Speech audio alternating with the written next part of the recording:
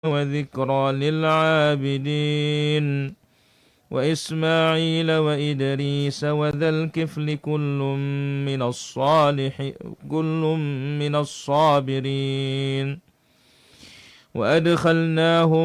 وأدخلناهم في رحمتنا إنهم من الصالحين وأيوب إذ نادى ربه. Ingatlah Ayub ketika dia berdoa kepada Rabb-Nya, anni massaniyadh-dhurr, sesungguhnya aku telah ditimpa penyakit. Wa anta arhamur rahimin, dan engkau adalah zat Rabb yang maha penyayang di antara semua penyayang. Fastajabna lahu, kami pun mengabulkan permintaannya.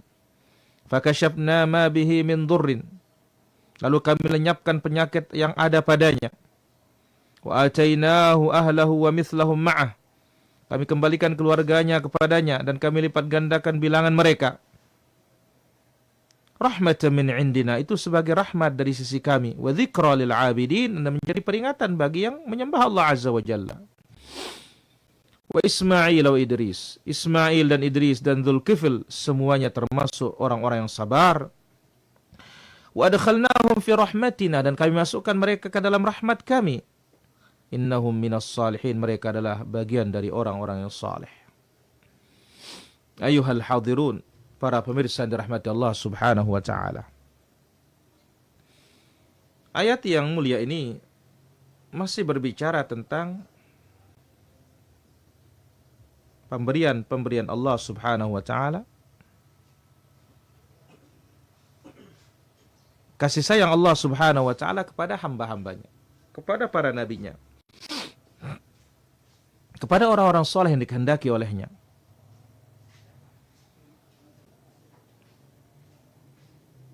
Maka Allah mengatakan dalam ayat ini, wa Ayyub, dan Ayyub, ingat hamba kami, bagaimana syukurnya, bagaimana kesabarannya, dan bagaimana cepatnya kembali kepada Allah Subhanahu wa taala.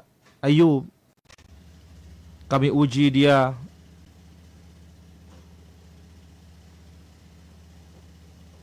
dengan kesehatan, kami uji dengan harta, kami uji dengan anak, dia bersyukur.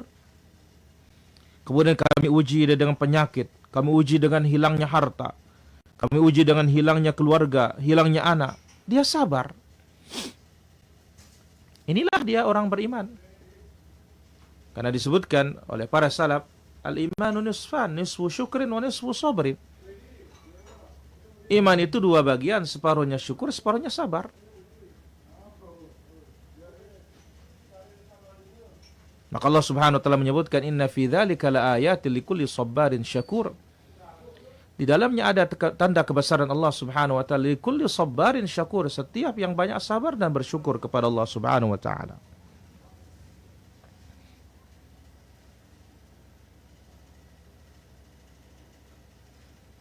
Jadi Allah Subhanahu wa taala jadikan syaitan sallata ala jasadih. Syaitan itu menguasai jasadnya Ayub. Ujian dari Allah Subhanahu wa taala. Ditiup di jasadnya Ayub itu, fataqrah quruhan, lalu muncullah luka, muncullah borok, muncullah seperti bisul, begitu besar, terus begitu sampai keluarganya meninggal. Ya,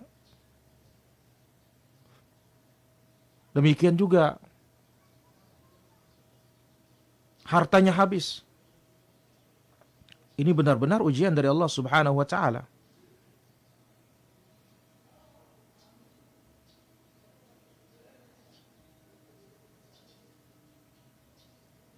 Jadi Allah Subhanahu wa taala uji hartanya, uji badannya, ujian adanya, yang mana dia punya dawa bulan'am, ternak, tanaman, anak yang banyak, tempat tinggal, diuji semuanya. Habis semuanya. Dia terkena judam. seperti kusta dalam seluruh badannya. Tidak ada tersisa yang sedikit pun kecuali jantungnya dan lisannya. Itu digunakan untuk menyebut Allah Subhanahu wa taala. Sampai kawannya pun tidak sudi melihatnya.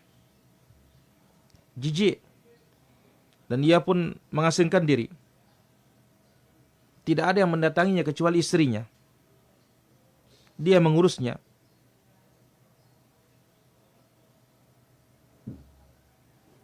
Maka Nabi SAW dalam hal ini mengatakan asyaddun nasi bala'an al-anbiya. Manusia paling keras ujian adalah para nabi, tsummal amsal fal amsal. Kemudian yang semisal, kemudian yang semisal. Kemudian dalam hadis yang lain, Allah Subhanahu wa taala akan uji seseorang sesuai dengan kadar agamanya. Maka Nabi Ayub alaihissalatu wassalam kesabarannya sangat tinggi dan itu menjadi perumpamaan. Dan Nabi Allah Ayub alaihissalatu wassalam begitu hebat ujiannya,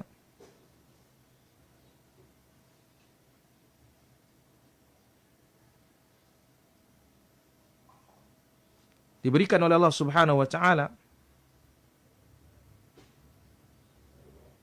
tetapi semuanya itu dilalui dengan penuh kesabaran, mengharapkan pahala dari Allah Subhanahu wa taala, sampai akhirnya dia berdoa kepada Allah Subhanahu wa taala, Rabbi inni massani ad-durru anta arhamur rahimin. Ya Rabb, ya, anni massani ad-durr, aku tertimpa kemalangan dan penyakit, dan Engkau zat yang maha pengasih.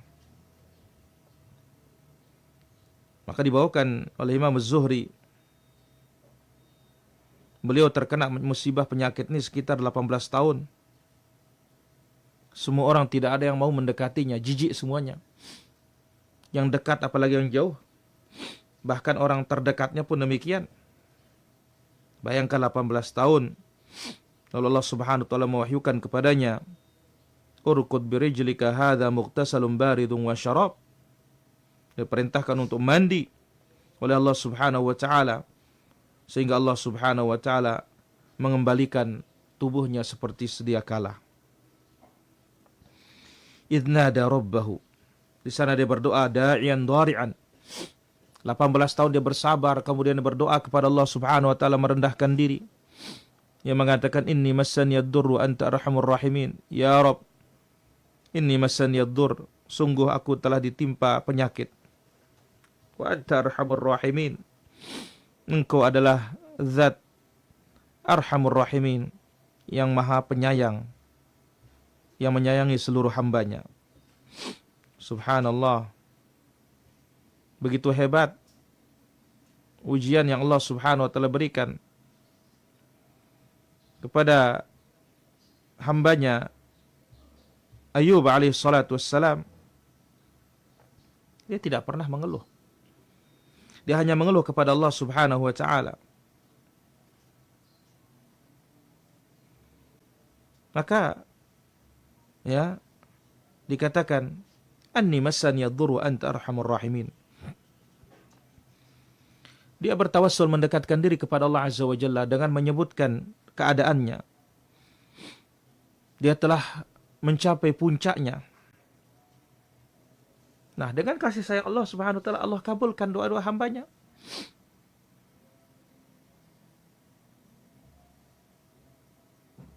Maka Allah mengatakan urkud birijlika hadza mughtasalun baridun wa syarab.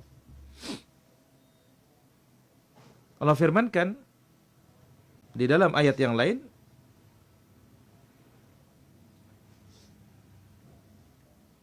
dalam surat Shad ayat yang ke-42, hantamkan kakimu, inilah air yang sejuk untuk mandi dan untuk minum. Urkud birijlika. Faraqadha birijlih, dihentakkan dengan kakinya. Begitu dihentakkan dengan kakinya, muncul air dari bawah kakinya tersebut, air yang dingin, lalu dia minum dan mandi, maka Allah Subhanahu wa taala hilangkan seluruh penyakitnya. Wa atainahu ahlahu, dan kami kembalikan keluarganya, kami kembalikan juga hartanya. Wa mithlahum ma'ahum, 2 kali lipat. Jadi Allah Subhanahu wa taala berikan dia kesehatan, ya, dengan kembali hartanya, keluarganya, begitu banyak, rahmatan min indina. Itu adalah bentuk kasih sayang Allah Subhanahu wa taala kepada Ayub. Karena dia bersabar dan ridha, maka Allah Subhanahu wa taala berikan dia ganjaran yang segera maupun di akhirat. Maka Allah Azza wa Jalla Maha benar dengan firman-Nya mengatakan innama yuwaffas sabirun ajrahum bighairi hisab.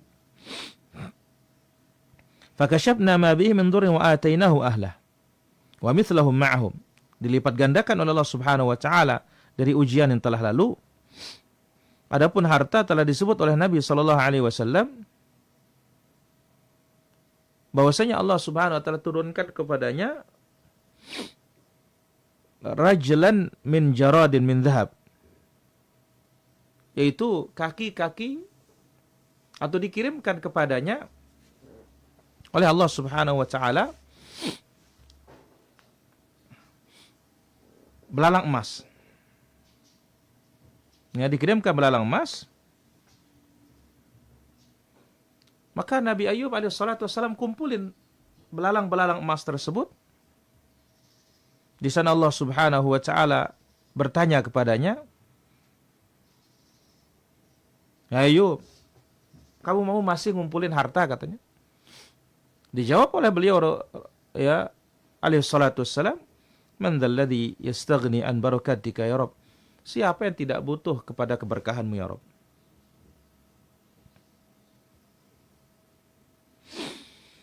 Kemudian Allah Subhanahu wa taala menyebutkan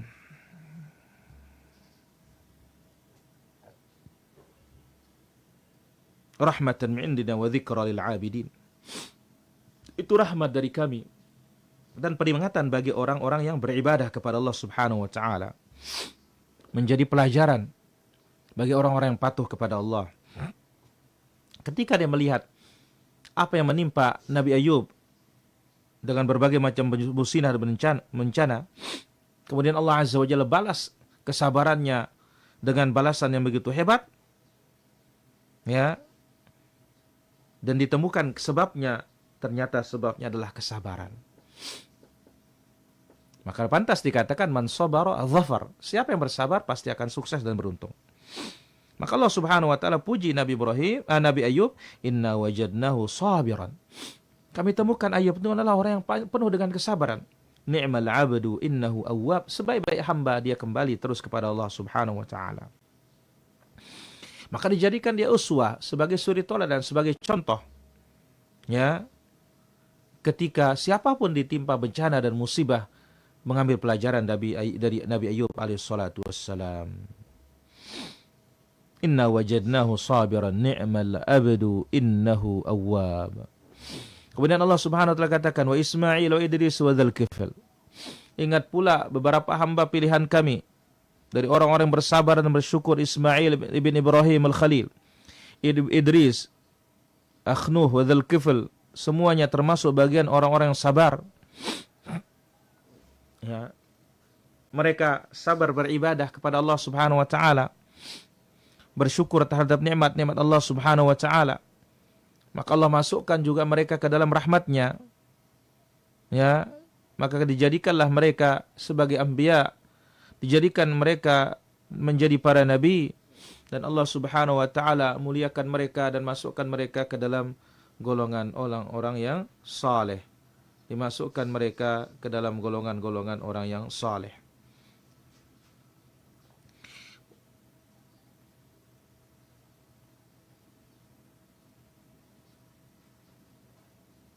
Maka haula'il anbiya, tiga nabi ini atau mereka para nabi ini, Allah Subhanahu wa taala sifati mereka dengan kesabaran. Berarti mereka telah menunaikan tiga macam kesabaran itu. Sabar melaksanakan ketaatan, sabar meninggalkan maksiat, sabar terhadap takdir Allah Subhanahu wa taala yang menyakitkan. Dan Allah Subhanahu wa taala sifati juga mereka dengan as-shalah, kesalehan. Maka ini mencakup kesalehan hati dengan mengenal Allah, mencintainya, kembali kepadanya, dan kesalehan lisan, basah terus mengingat nama Allah Subhanahu wa taala, dan kesalehan anggota badan dimanfaatkan untuk taat kepada Allah Azza wa Jalla dan menjauhkan maksiat. dengan kesabaran mereka, kesalehan mereka, Allah Azza wa Jalla masukkan mereka ke dalam rahmatnya. Dimasukkan ke dalam kasih sayangnya. Dan dijadikan mereka bagian dari para nabi dan para rasul. Dan Allah ganjar mereka dengan balasan yang segera maupun di akhirat kelak. Sekiranya tidak ada lain balasan mereka kecuali sebutan yang indah dari Allah Subhanahu wa taala, sudah cukup menjadi kemuliaan bagi mereka. Ma'asyiral muslimin wal muslimat rahimanillah wa iyyakum jami'an. Dari ayat ini kita bisa mengambil beberapa faedah. Ayat ini menjelaskan ulu maqam sabar, tingginya kedudukan sabar. Demikian juga syukur. Sabar terhadap bencana dan syukur terhadap nikmat. Dan itu dimiliki hanya orang-orang beriman. Maka sampai Nabi SAW menyebutkan dalam Sahih Muslim, ajaban li amril mu'min, inna amrahu kullahu khair. Sungguh menakjubkan urusan orang beriman, segala perkaranya baik. In asabathu sarra syakar fakana khairul lah. Kalau mendapatkan kenikmatan dia bersyukur, itu lebih baik bagi mereka. Wa in asabathu dharra sabar fakana khairul lahu. Kalau ditimpa kemalangan dia bersabar, itu lebih baik bagi mereka. Yang kedua, keutamaan doa. Maka Nabi SAW menyebutkan ad-du'a huwal ibadah. Doa itu adalah ibadah. Dan dikatakan oleh para ulama kita, ad-du'a silahul mu'min. Doa itu senjatanya orang beriman. Bahkan satu riwayat mengatakan afdhalul ibadah doa.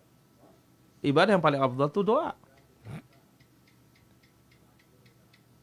Laisa syai'un akramu 'ala Allah min ad-du'a. Tidak ada yang paling mulia di sisi Allah Subhanahu wa taala selain dari ad-du'a.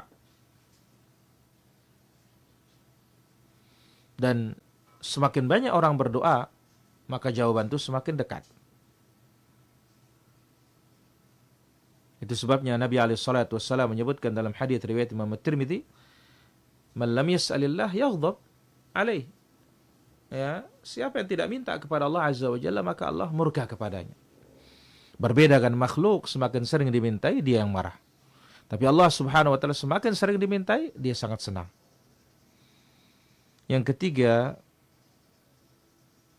sejarah kehidupan para anbiya dan salihin, di sana ada pelajaran. Maka isi Al-Quran ini terbagi menjadi 3. Ada tauhid, ada ahkam, ada qasas. Di sana ada ibrah. La ibrah. Kemudian yang keempat, siapa yang diuji dengan kehilangan harta, keluarga, anak, dia sabar, maka Allah akan gantikan dengan yang lebih baik. Asal dan jangan lupa mengucapkan inna lillahi wa inna ilaihi raji'un. Allahumma ajurni fi musibati wa akhlif li khairan minha. Illa akhlafahu Allah khairan min, melainkan Allah pasti gantikan dia dengan yang lebih baik. Demikian para pemirsa yang dimuliakan Allah Subhanahu wa taala. Apa yang bisa kita ambil pada kesempatan pagi yang berbahagia dan mulia ini? Wal ilmu indallah. Wa sallallahu wasallam wa baraka ala abdika wa rasulika Muhammad wa ala alihi wa sahbihi ajma'in. Wa akhiru da'wana alhamdulillahi rabbil alamin. Selanjutnya kita akan buka sesi tanya jawab. Kami persilahkan bagi para pemirsa yang sudah tergabung di kesempatan pagi hari ini di 0811 390110. Demikian di 087792570476. Pertanyaan pertama, kapan seorang diperbolehkan menjama dan qasar? Jika telah sampai tujuan, apa dia masih diperbolehkan untuk menjama dan qasar? Asal itu tujuan safar, selama itu dia boleh menjama dan mengqasar. Karena as-safar min asbabil jama' wa min asbabil qasar. Ya, adapun kalau dia berniat tinggal di sana 1 bulan, 2 bulan, lebih dari 20 hari, sejak hari ke-20 salatnya harus sempurna. Adapun sebelumnya boleh kurang sebagaimana athar Ibnu Abbas, tapi menjama' tergantung hajat dan keperluan. Wallahu taala ala wa alam. Kalau sudah kembali ke rumah, apakah masih boleh untuk menjama' qasar? Kalau sudah sampai di rumah, tidak boleh lagi untuk mengqasar, tapi menjama' tergantung keperluan juga. Wallahu ta'ala a'la wa'alam. Kami persilahkan di kesempatan pagi hari ini bagi para pemirsa yang ikut bergabung. Kami persilahkan di 0811 390110. Sekali lagi, yang ingin berdialog interaktif di 0811 390110.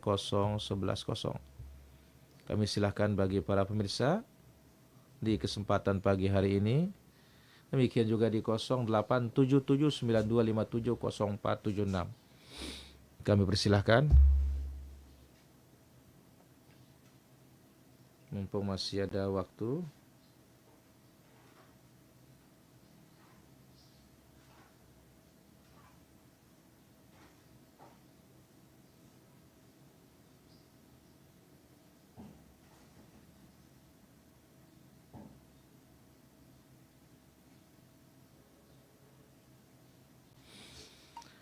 Assalamualaikum warahmatullahi wabarakatuh. Ustaz mau nanya, bolehkah nyerah fitrah kepada saudara kandung, adik atau kakak? Kalau dia bagian dari fuqara wal masakin, tidak ada masalah.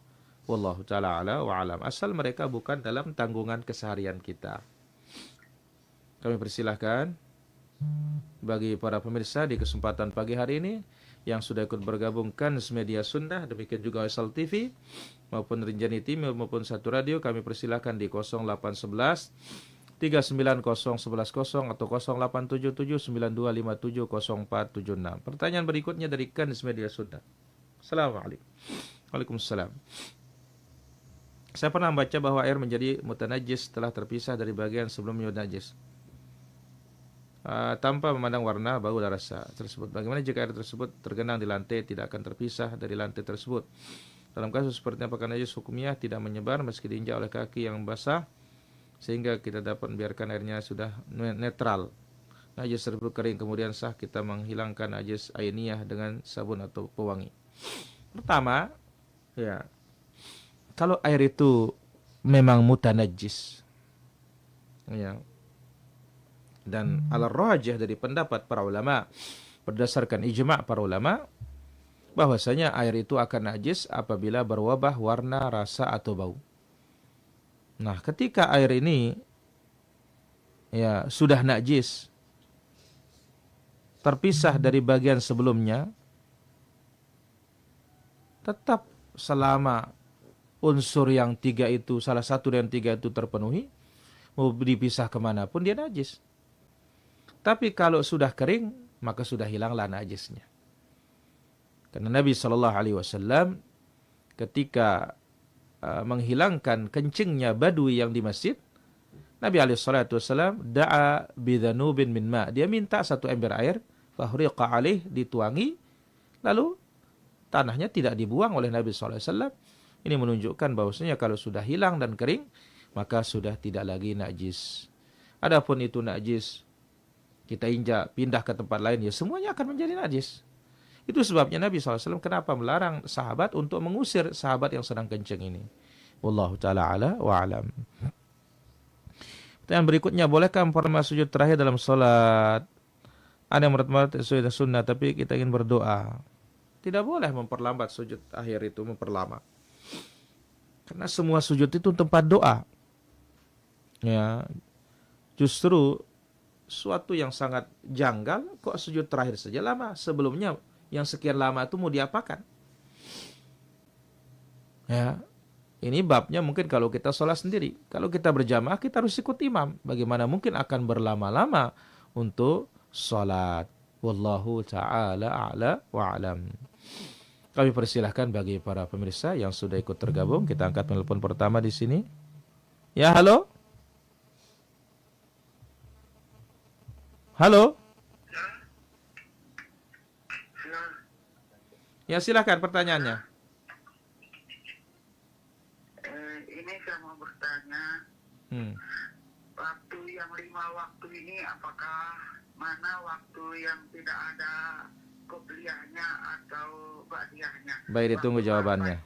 Baik, ditunggu jawabannya. Tidak punya qobliyah. Ya, halo. Yang kedua lagi. Ya, halo. Waalaikumsalam warahmatullahi. Pertanyaan kedua lagi. Ya, silakan. Sama kepala kita yang Bagaimana? saya sebagai anak,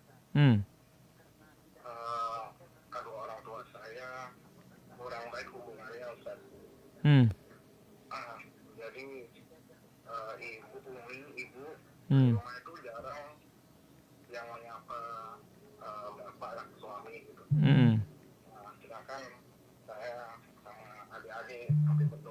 Baik. supaya gimana hubungan saya dengan Hmm. orang tua itu gimana, Hmm. saya pilih siapa gitu Ustaz. Baik, baik. Saya mengatakan saja bagaimana ibu supaya kepada suami itu seperti apa. Tapi Baik. bagaimana cara saya Hmm. untuk memberitahu, sedangkan ibu sering dapat ceramah itu Ustaz yang mengenai untuk istri saja, tanggung jawab suami kepada istri, sedangkan untuk tanggung jawab istri ke suami dia selalu mengabaikan gitu, Baik. Ustaz. Baik. Begitu Ustaz. Baik. Terima kasih. Baik. Assalamualaikum warahmatullahi wabarakatuh. Waalaikumsalam warahmatullahi wabarakatuh. Baik, kita angkat telepon berikutnya ya. Halo. Halo. Waalaikumsalam warahmatullahi wabarakatuh. Silakan pertanyaannya. Ya, begini pertanyaan saya Ustaz. Di desa saya ini banyak gangguan bid'ah. Bagaimana cara saya menghindari Ustaz? Kalau kita ke masjid pun tetap bid'ah itu dilakukan dan semua orang-orang mati semuanya itu bisa saya hindari di sini Pak Ustaz. Bagaimana cara kita menghindarinya? Baik. Assalamualaikum warahmatullahi wabarakatuh. Waalaikumsalam warahmatullahi wabarakatuh. Kami bersilahkan di 0811 390110. Baik, kita ambil dulu pertanyaan. Baik, datang lagi pertanyaan berikutnya. Ya, halo. Halo. Halo, Assalamualaikum Ustaz. Waalaikumsalam warahmatullahi wabarakatuh. Silakan pertanyaannya. Begini Ustaz, Hmm. kalau kita sholat Hmm. memakai baju kaos dalam yang warna putih, Hmm.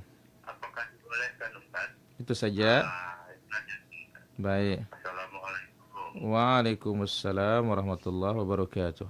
Baik. Kita jawab pertanyaan yang sudah masuk di sini. Yang pertama tadi salat yang tidak ada qabliyah dan ba'diyahnya. Salat yang tidak ada qabliyah dan ba'diyahnya kita katakan yang rawatibul muakkadah hanya asar.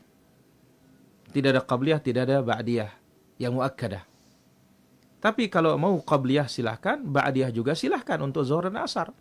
Karena thabit dari Nabi SAW, tapi sifatnya tidak muakkadah. Adapun yang muakkadah, yang tidak pernah ditinggalkan oleh Nabi SAW, ini disebut oleh para fuqaha, qabla zuhur 4, setelah zuhur 2. Setelah maghrib 2, setelah isya 2 atau 4, sebelum subuh 2. Nah, sebagian menyebutkan berdasarkan hadits Al-Bukhari, Nabi SAW juga tidak pernah meninggalkan ba'diyah asar selama matahari masih tinggi. Ini dia, wallahu ta'ala ala wa alam. Kemudian bagaimana mensikapi ibu dan bapak, suami istri ini tidak baik hubungannya saya sebagai anak. Tetap baik kepada mereka. Nasihati semampunya, doakan mereka. Allah Subhanahu wa taala satukan hati mereka. Maka ingat, ketika suami menunaikan kewajibannya kepada istri, selesailah haknya istri. Tapi istri sekarang, istri itu punya kewajiban jauh lebih besar kepada suaminya. Maka dengan demikian, kita sebagai anak tetap bersikap baik dan berusahalah memberikan mereka pencerahan-pencerahan semampu kita, atau kalau tidak, ya dari orang-orang berilmu kita minta supaya hubungan itu damai. Karena bagaimanapun rumah tangga ini tidak mungkin kita akan membangun masyarakat dan negara tanpa kedamaian rumah tangga. Wallahu taala ala wa alam. Kemudian bagaimana cara menjauhi perkara-perkara bid'ah yang ada di kampung? Ya tinggalkan, jangan ikut. Ya. Karena Allah Subhanahu wa taala menyebutkan, "Fala taq'udu ba'da dzikra ma'al qaumidz zalimin." Jangan duduk bersama kaum yang zalim setelah datangnya peringatan tersebut. Wallahu taala ala wa alam. Bagaimana kita salat menggunakan kaos dalam warna putih? Hakikatnya bahwasanya Nabi alaihi salatu wasallam atau sebelumnya Allah menyebutkan dalam Al-Qur'an, "Khudhu zinatakum 'inda kulli masjidin." Ambil perhiasan kalian, berarti yang terbaik. Dan apa? Allah Azza wa Jalla ahaqqu an yutazayyana lah. Allah lebih berhak untuk kita berhias. Di samping itu juga ya Nabi sallallahu alaihi wasallam menyebutkan, "Innallaha yuhibbu an yura athara ni'matahu 'ala 'abdihi." An yara athara ni'matihi 'ala 'abdihi. Allah Subhanahu wa taala senang melihat ya bekas nikmat itu pada hambanya. Jadi nampakkan yang terbaik. Kalau masalah ditanya sahnya, sah. Asal itu bukan terbuka pundaknya. Ya, mungkin kaos biasa yang sampai segini sah. Tetapi akan lebih baik ketika kita ambil yang terbaik. Wallahu taala ala wa alam. Kita sudah memandikan mayit. Keluarga si mayit berikan hadiah, apa boleh diterima? Tidak usah diterima, berikan dia. Karena kita memandikan itu adalah kewajiban. Namanya kewajiban kan tidak ada yang mengambil upah apalagi mengambil hadiah, atau mengambil hadiah apalagi upah. Wallahu taala ala wa alam. Kemudian apa perbedaan Nabi dengan Rasul? Nabi ya adalah kepada kaum, diutus oleh Allah kepada kaum yang sudah menerima. Adapun Rasul kepada kaum yang menentang. Wallahu taala ala wa alam. Ada seorang jamaah umur 60-an tahun, gerakan sholatnya selalu mendahului imam. Bagaimana hukumnya Ustaz? Ya harus diingatkan. Jangan sampai ya kelak hari kiamat Allah robah kepalanya seperti kepala keledai. Wallahu taala ala wa alam.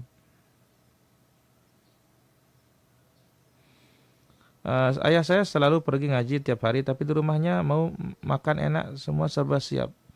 Kalau tidak, ayah suka marah, mengeluarkan batuk sejadi-jadinya. Ya sabar. Ya, sabar menghadapi orang tua seperti itu. Ini ujian bagi seorang anak.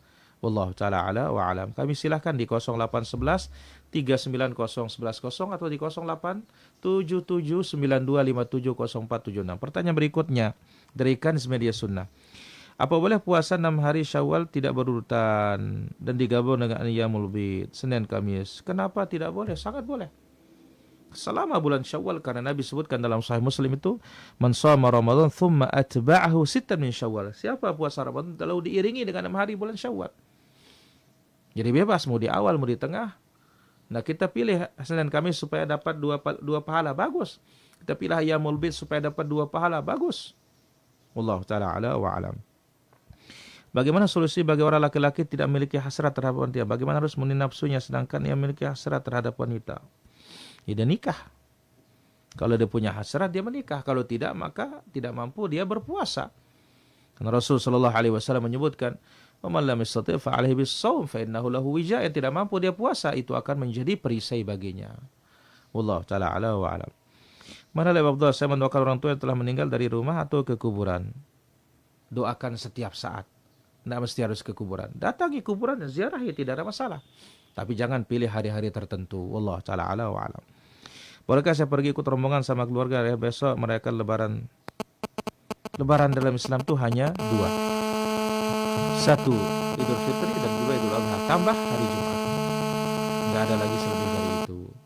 Ya jangan kita ikut-ikutan. Wallahu taala ala wa alam. Baik, kita angkat. Ya halo. Assalamualaikum Ustaz. Waalaikumsalam warahmatullahi wabarakatuh. Silakan pertanyaannya. Nanya Ustaz, kalau kita puasa Syawal mana didahulukan Syawal dulu atau qada Ustaz? Baik. Assalamualaikum. Waalaikumsalam warahmatullahi wabarakatuh. Kalau qadanya banyak, tidak apa-apa dia dahulukan Syawalnya. Tapi kalau qadanya sedikit, fadainullah ahaqqu an yuqda. Hutang kepada Allah lebih utama diqadha dulu. Jadi lihat sekarang sedikit apa banyak. Kalau banyak, maka kita katakan dahulukan Syawalnya. Kalau sedikit, dahulukan qadanya. Wallahu taala ala wa alam.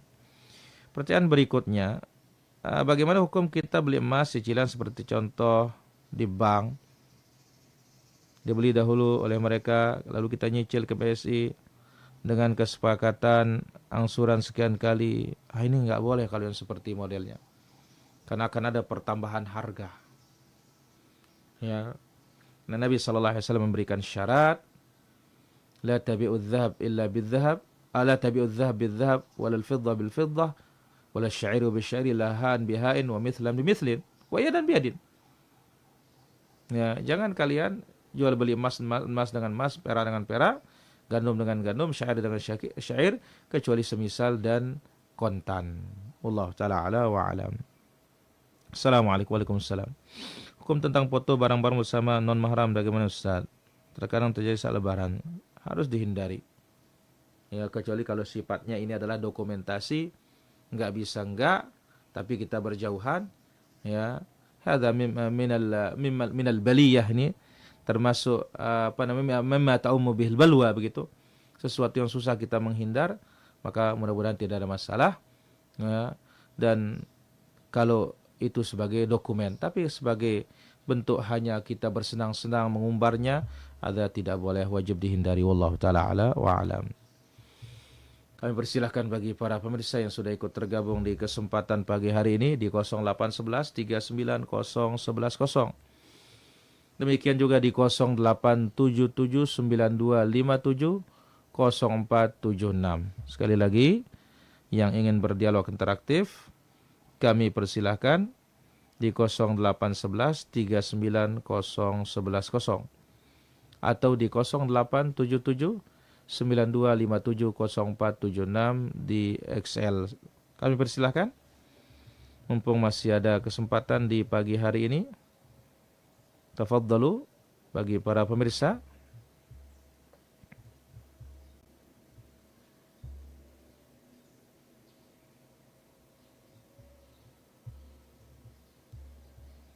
Sekali lagi yang ingin bertanya,